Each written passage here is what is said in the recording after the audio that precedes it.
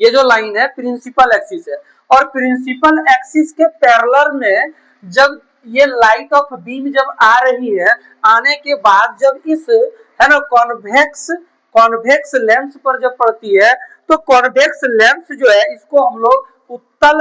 है ना लेंस कहते हैं। इस उत्तल लेंस पर पड़ने के बाद लाइट को देखना एक पॉइंट पर ले जाकर के मिला देता है, कन्वर्ज कर देता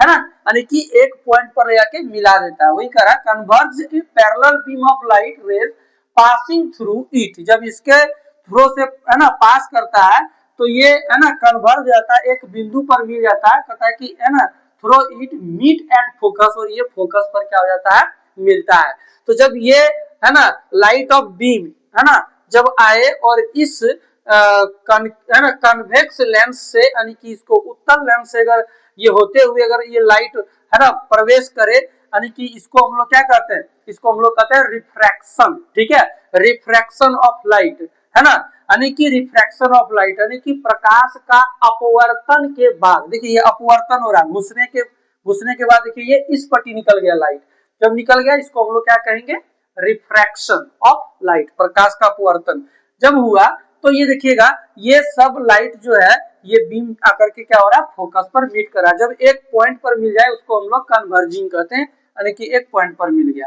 और इसीलिए इसका नाम जो है सो कन्वर्जिंग लेंस दिया गया